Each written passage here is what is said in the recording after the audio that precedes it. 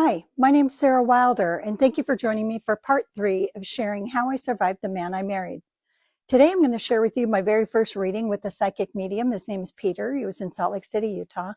But before I do that, I want to quickly go over what a big leap it was for me as a Mormon woman choosing to use an alternative source of information.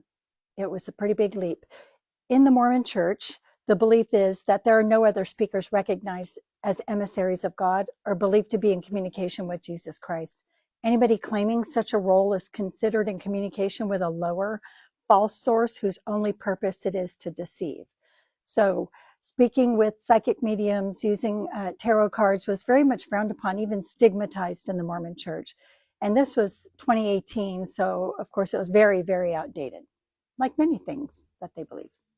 Anyway, I never really believed this. I always felt close to spirit. Knew spirit was all around me, around us. And also, I grew up in a home that was super haunted. And at one point, the home our family lived in had a ghost, and all 6 of us interacted with it. Okay, so I'm going to read you this reading as I wrote it in the book and as I transcribed it from the recording. I have recordings of all my psychic readings. The transcriptions have been invaluable in writing the book. So bear with me as I turn pages and crinkle paper, and thank you for hanging in there. This first reading was in November 2018. For privacy and safety, all the people's names have been changed, but nothing else. Places and events are real.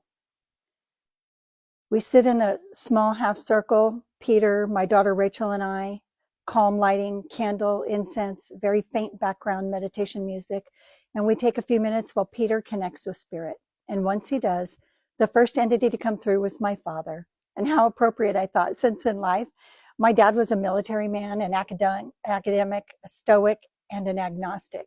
He did not believe in an afterlife, much less an eternal soul. Yet here he was, from the dead.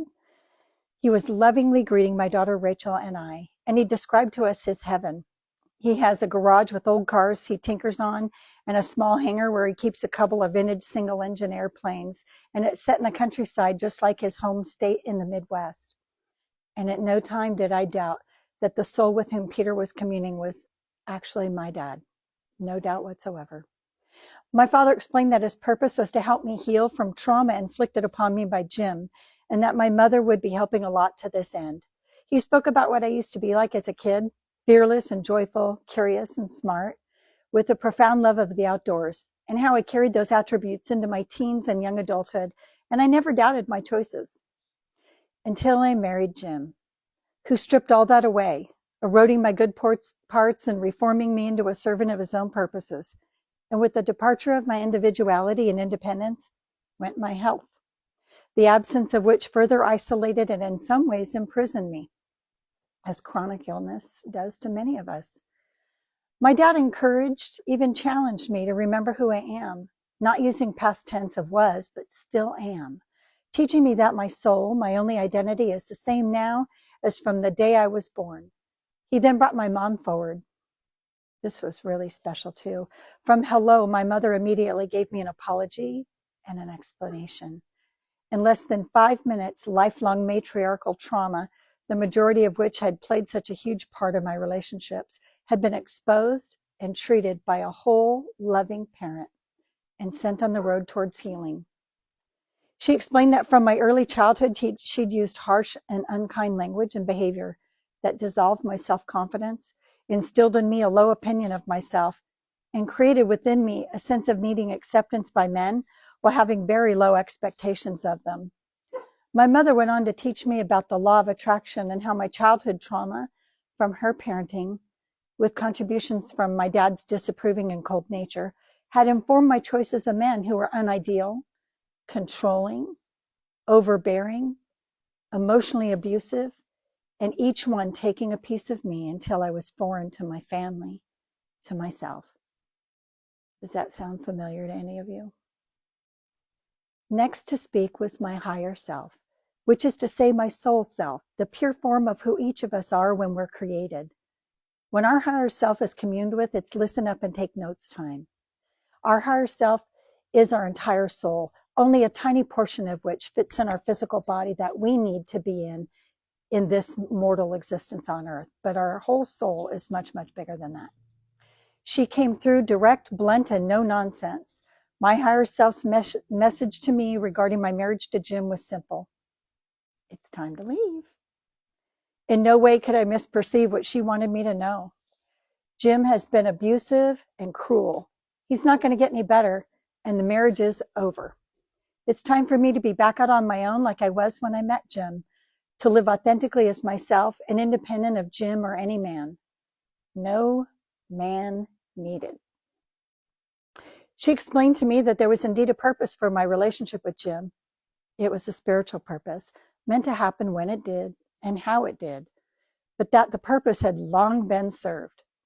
In no way did she intimate that I deserved all that I'd experienced with Jim, but rather that the reason for it was I needed to live within opposition for a period of time, so at the end of that period, I would know the bad, the darkness, and the pain associated with that life within domestic abuse, and more specifically, narcissistic abuse.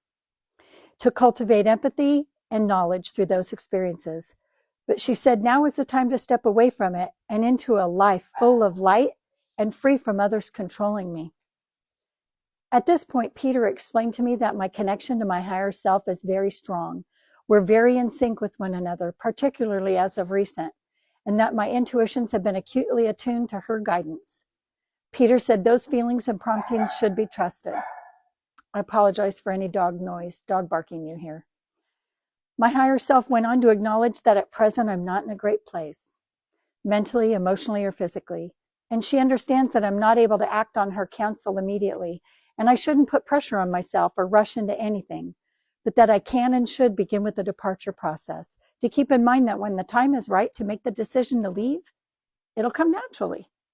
I'll be able to discern when that time has come also, and boy did I ever.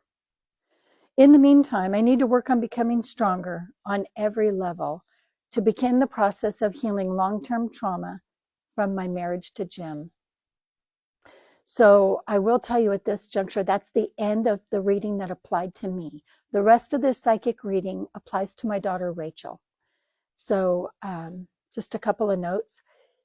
This was November 2018, and I go on to leave Jim more than 3 years later, about 3.5 years later, and a lot happens in that time, and it's all covered in the book.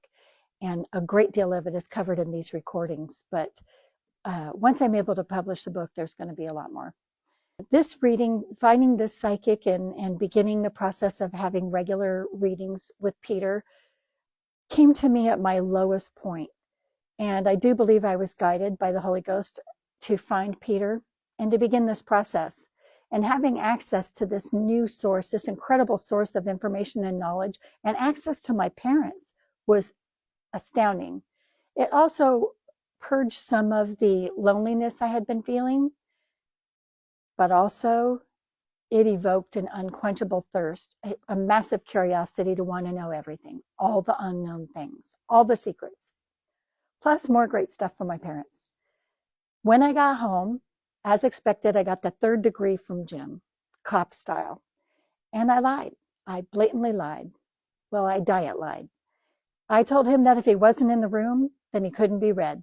Rachel and I were there. We could be read. Anybody in our orbit that was dead could come through and participate in the reading.